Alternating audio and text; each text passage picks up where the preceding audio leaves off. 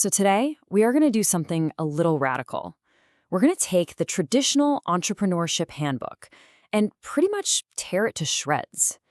We're going to unpack a completely different strategy for startups, one that flips everything you think you know on its head. It turns out that in brand new markets, your biggest rivals might actually be your greatest asset. All right, let's get into it. Okay, so let's start with a puzzle, one they love in business schools. Think back to the late 90s. Renting movies online was this brand new, kind of crazy idea. A bunch of companies jumped in all at once. You had Netflix, DVD Express, Reel.com. They all had a similar game plan, they all had access to the same tech, and they were all staring into the same foggy, uncertain future. And yet, only one of them became the giant we know today. So, what happened? Why them? The magic word here is nascent. This wasn't just a new company in an old industry. It was a whole new world. And this story isn't a one-off. We see this exact same pattern playing out right now in fields like air taxis or personal genomics. A whole bunch of startups dive into this ambiguous new space, and they're all basically trying to figure out the rules of the game while they're playing it. And believe me, the stakes are unbelievably high. Get this, out of almost 600,000 new businesses that get started in the US every single year, the number that actually reach that $100 million sales mark, the number that venture capitalists are looking for, is less than 200. I mean, that's just a wild failure rate. It shows you how incredibly tough this journey is, especially when there's no path to follow. So that brings us to the big riddle we're tackling today. In a world where the odds are so completely stacked against you, how do you actually win? Well, to figure that out, we've got to first understand the advice that almost every single entrepreneur gets told. Let's call it the standard playbook.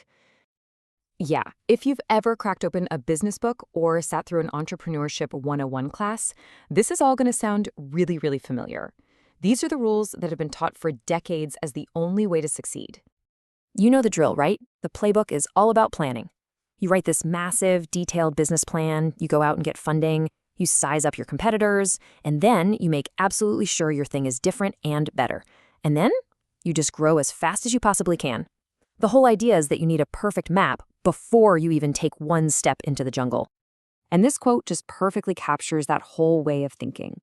The big assumption is that success is all about having the best map. That if you fail, well, it's your fault, your plan wasn't good enough.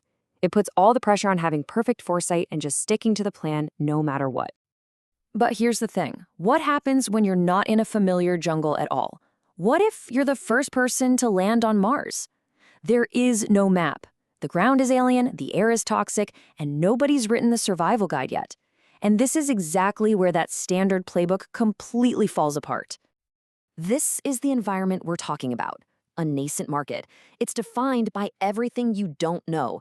You have no idea who your real customers are or what they really want. You don't know which business model will work. You don't even know what the technology is going to look like next year. Everything is up in the air. So in a landscape like this, obsessing over your perfect plan, that's like stubbornly following a map of Manhattan while you're lost in the Amazon rainforest. And focusing all your energy on crushing your rivals, that's just as bad. They're just as lost as you are. If you treat them like the number one enemy, you might just find yourselves both sprinting full speed off the exact same cliff. Okay, so if the old playbook is useless, then what do?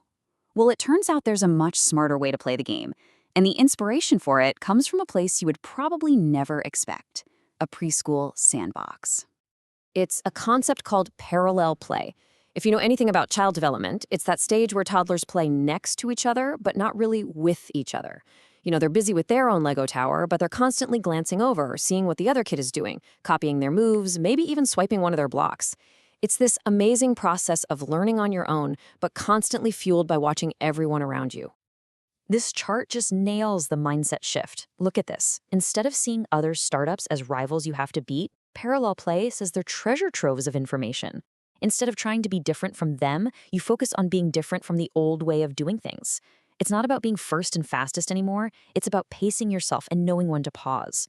You're shifting from just executing a plan to constantly running experiments and learning. That all sounds pretty cool in theory, right? But what does it actually look like when the rubber hits the road? Let's check out this really fascinating case study of two companies that jumped into the brand new market of social investing. So to keep them anonymous, the researchers gave them code names. They called the winner Zeus, and the one that failed, Icarus. A little bit of foreshadowing there, huh? Both of them started with basically the same big idea. Let's build a Facebook for investors. But wow, their approaches could not have been more different. Zeus totally embraced parallel play. They started with this core belief: serious investors would never share their real performance publicly. But instead of just assuming that, they tested it, and they learned something huge. Amateur investors were actually desperate to share, not for money, but to prove they were smart, to get bragging rights. They also learned people wanted screen names, not real names. Icarus, they did the opposite. They stuck to the old playbook. They built their product in total secrecy, obsessed with being different from Zeus. They built this super complicated thing and just figured, users will get it eventually. They didn't. Wow. This quote from one of the Icarus executives, it's just so honest and so painful. It perfectly captures that fatal flaw, that arrogance of having a map on a planet no one's ever been to. They were so in love with their own brilliant plan that they never ever stopped to just ask the locals, their own users, for directions. So how do you actually do this? We can boil this entire strategy down to 3 key behaviors. First, borrow from your peers. Watch what they launch. See what pricing they test. They're literally doing free research and development for you. Second, stop worrying so much about being different from the other startups. Be different from the boring, old-school alternative. For Zeus, the real enemy wasn't Icarus. It was a traditional financial advisor. And third, and this is a big one, pace your learning. This isn't a race to launch first. It's a race to learn fastest. And sometimes the smartest thing you can do is just pause and let somebody else make the expensive mistakes for you. Now, you might be thinking, hey, this kind of sounds like the lean startup model. And yeah, you're right, there's definitely some overlap. Both are all about experimenting and learning. But parallel play adds some really crucial new layers. It says you can learn in more ways than just running tests. You can learn by passively watching, by piecing things together. And most importantly, it introduces this radical idea that pausing can actually be a strategic weapon. Lean startup is all about speed. Parallel play is about being smart. So what's the big takeaway here? What does this mean for anyone out there trying to build something new? Well, it means we have to completely redefine what a competitive edge even is. Let's just let that sink in for a second, because this is really the core of it all. The winner isn't the company that gets there first or the one with the most cash. It's the one that builds the best learning engine.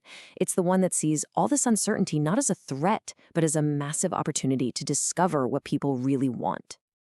And that leaves us with one final question for you to think about. In whatever you're building, what's your main focus? Are you obsessed with being faster and better than the startup next door? Or are you using them and the whole market as your own personal classroom? The answer to that question might just be the thing that decides if you become the next Netflix or the next Real.com.